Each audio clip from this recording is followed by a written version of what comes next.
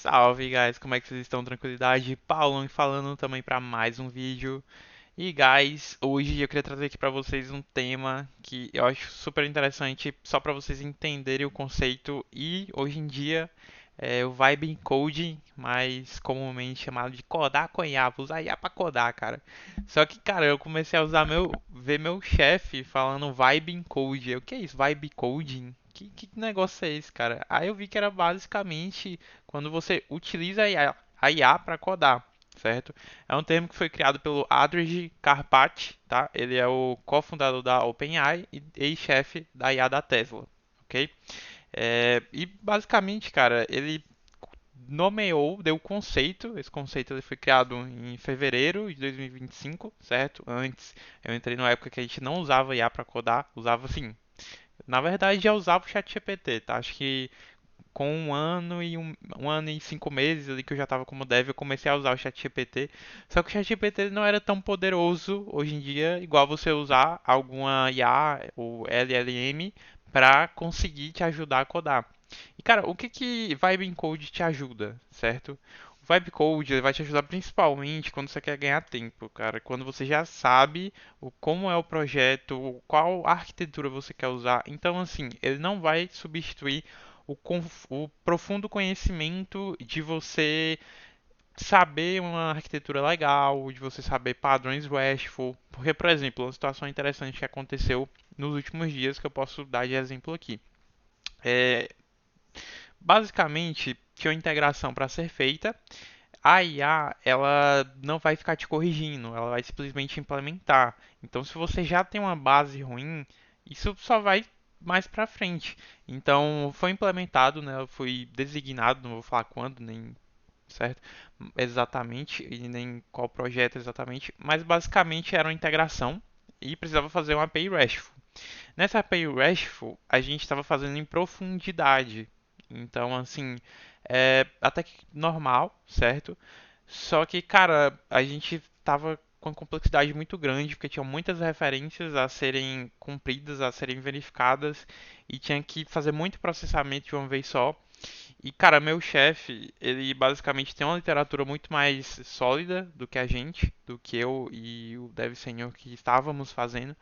E, cara, quando ele pegou o código que ele viu que foi gerado, e não necessariamente por IA, mas por uma base que a gente já tinha, e que, claro, a gente pode ter gerado IA ali em alguns momentos, mas só implementando o que a gente já tinha na cabeça, já tinha pré-estabelecido.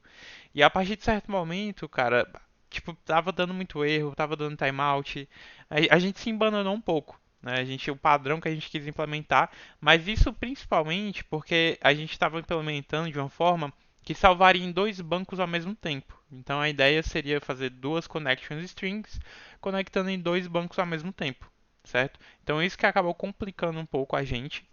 Então qual foi a abordagem que meu chefe queria que a gente usasse?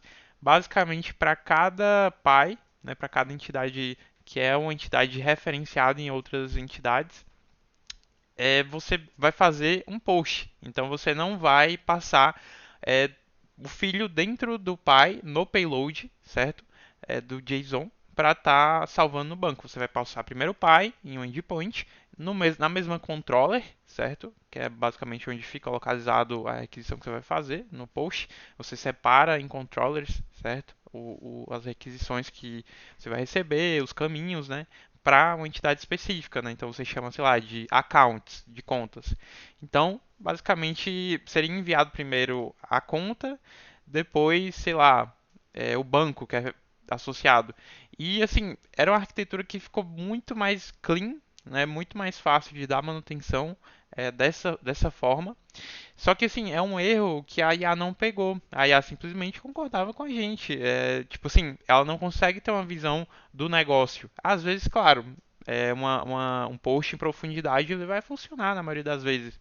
Mas para aquele caso específico, não é algo que a IA pegou e falou, putz, isso daqui eu tenho que usar um padrão de chamada de requisição separado para cada entidade.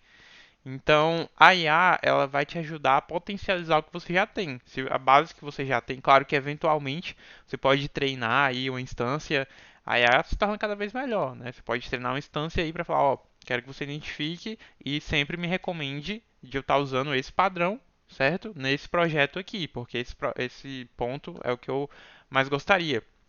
Então, para um conhecimento geral de visão de negócio, quando você já tem ali o que você precisa, o Vibe Encode, ele vai te potencializar. Mas antes disso, claro, você pode usar uma IA para ajudar a entender sua ideia. Mas, cara, isso não vai substituir 10 anos de negócio. O cara que é o dono da empresa, o cara que é o CEO, ele vai saber melhor o que que funciona melhor, o que vai mudar no futuro que a gente precisa implementar de uma forma específica que a IA não vai saber. Então, às vezes, quando teu chefe larga um projeto na sua mão, você corre para a IA para entender, talvez não seja o melhor cenário, certo? Primeiro você tem que filtrar bastante coisa, extrair o máximo de informação que você puder, é, discutir essa ideia com os stakeholders do que é realmente o negócio, o que realmente o negócio representa. Porque negócios que são inovação, a IA não processa. Então, se você tem alguma ideia nova aí, algo, sabe, a IA não vai saber qual é o melhor rumo. Às vezes você vai ter uma visão que vai ser muito melhor do que a IA. Porque a IA ela foi feita, principalmente no Vibe Code, para gerar código, certo? Claro que eventualmente ela vai ficar melhor, tá? Não tem pra onde correr. A IA tem IA treinando a IA hoje em dia, certo? Mas, cara, o Vibe Encode, falando assim, no cenário positivo, ele vai te economizar tempo, ele vai te ajudar a pensar, ele vai te ajudar a destrinchar projetos complexos, certo? Você pode usar, certo? Mas você tem que ficar sempre ligado em como é que você está usando, porque o Vibe Encode ele vai te potencializar você criar inúmeros projetos, você vai criar vários projetos. Hoje eu tenho 3 projetos criados, um front-end, o outro é já criado o full stack, o back e o front. O outro é também um full stack que eu já tenho. Então, assim, tenho 3 projetos hoje em dia e, sabe, talvez eu deveria focar só em um. Então, às vezes a IA ela te potencializa a fazer outras coisas, tá? Mas nesse caso específico, são mais cartas que eu tenho, porque são meio que projetos que já existem no mercado, mas que com uma persona legal, com marketing legal. Então, são projetos assim, por exemplo, um projeto fitness. Cara, tem 1001 concorrentes. Mas se você tem um influencer legal, se você tem um marketing legal, funciona, certo? Você vai conseguir fazer seu produto tracionar. É igual vender curso, né? Vender um treinamento aí específico, uma mentoria de fitness. Tem um monte. Você só precisa saber botar os seus clientes no lugar certo e ter uma oferta legal, né? Mas aí já entra um ponto de marketing. Outra coisa. Mas, cara, toma muito cuidado, tá? Se você tá dentro de uma empresa, tá querendo usar o Vibe Code ali para inovar, porque senão você pode acabar criando coisas que não tem tendência, não tem demanda, não é uma solução que vai ser utilizada, porque o Vibe Code, basicamente a IA vai gerar o código para você todinho, só que ela não vai saber dizer se aquilo ali vai dar certo ou não, certo? Então, o potencial que ele te cria pode ser ilusório, tanto numa questão de você achar que aquela arquitetura é viável, sendo que você tem que ter a visão de projeto, como aquele projeto pode ser alterado, como é que aquele projeto pode tomar outro rumo, de você precisar implementar uma mensageria, por exemplo, e talvez seu código está muito acoplado às coisas, a IA não sobre prever que você precisaria disso, então você precisa destrinchar, certo? Você precisa ter essa visão. Senão a IA não vai falar pra você, não vai falar, putz, será que um dia você vai precisar de. Você tem que conhecer do negócio, tem que entender as tendências. Então, assim, a visão de dev hoje em dia, claro, você tem que saber codar, você vai codar mais rápido ali com a IA, beleza, mas você tem que entender e prever problemas. Hoje em dia não é mais tipo, vou prever um problema aqui que esse input pode dar problema se eu colocar uma tipagem. Não, a IA ela vai te recomendar você usar ali um input daquele formato específico, mas ela não vai saber dizer se aquele input ele pode gerar algum problema na sua regra de negócio, certo?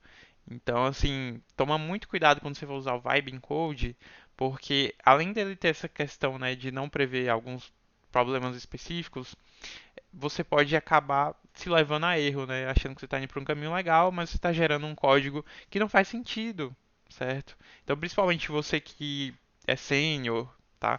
Você que está se tornando sênior, eu acredito que seja um ponto legal, tá? Mas claro, você que é mais júnior aí, eu entendo que hoje em dia tá bem interessante usar o Vibe Encode, tá? Você consegue, geralmente você recebe ali já um padrão que você sabe que você tem que fazer, porque o sênior já definiu esse padrão, o CEO, enfim, tem CEO que mexe no código de startup, por exemplo, mas ele já vai saber te direcionar. Então, você que é júnior, entende tá mais ok, tanto que existe uma tendência de ter menos vagas, como eu já venho falando, mas é isso, tá? Eu espero que você tenha gostado do vídeo, tenha te agregado de alguma forma. Considere deixar o like aqui, se você gostou. Me segue ali no LinkedIn, tá? O link tá aqui abaixo, na descrição do vídeo. E, cara, use vibe coding, mas use com moderação, certo? Não deixe ela pensar completamente para você, porque uma hora você não vai saber o que que tá fazendo e você vai ficar só pedindo a opinião dela, cara. Então, às vezes um serviço você não quer que tenha dependência do outro, mas se você colocar essa dependência, para ela vai ser um padrão, porque existe. Um sistema ele pode depender do outro, mas se você quiser, sei lá, excluir o sistema, uma parte do sistema futuramente, porque você sabe que você precisa dessa parte para agora, mas se você fizer uma injeção de dependência, vai ficar muito difícil de desacoplar, de tirar do ar. Então, você pode gerar muitos erros, muitos bugs na sua integração, por exemplo, no seu SaaS. Então, cara, tem essa visão, certo? Mas não vou mentir pra vocês, eu sei que a IA uma hora ela vai conseguir prever muitas coisas, mas saiba direcionar, saiba para onde você está indo, não se perca nesse potencial de geração de código para gerar lixo, para gerar coisas que não vão ser utilizadas. Mas não deixe de testar, não deixe de consumir. Muita gente, já vi muitos devs seniors que falavam que IA não ia conseguir em pouco tempo, que não era para usar IA. E hoje em dia a gente tem um conceito que foi criado que é o Vibe Code, a gente tem um Copilot que é integrado ali. Tem várias outras formas de usar IA, né? No próprio terminal ali você consegue usar o Cloud, por exemplo, que é muito caro. Não uso o Cloud, que é bastante caro, mas eu uso o Copilot, tá? Para gerar o código. E é isso, cara. Espero que você use com moderação aí, não se perca, entenda os padrões, entenda o que ele está fazendo, que vai ser um potencial muito grande, tá? Você usar a Vibe Encode com a base que você tem para gerar um projeto seu, para entregar muito valor no seu trampo e você ser reconhecido, de você ser promovido, valorizado. E é isso. Use a IA também para estudar, porque é o que eu falei em um vídeo anterior. A IA, a forma de contratação não acompanhou o código hoje em dia. Você consegue gerar muito código ali, mas numa entrevista você precisa se provar, tá? Então toma muito cuidado em só ficar usando Vibe Encode e não entender os conceitos, certo? É um erro que eu já cometi, eu ainda estou trabalhando nele, mas hoje em dia eu ainda atuo na área, certo? E é isso. Valeu, um abraço, tamo junto.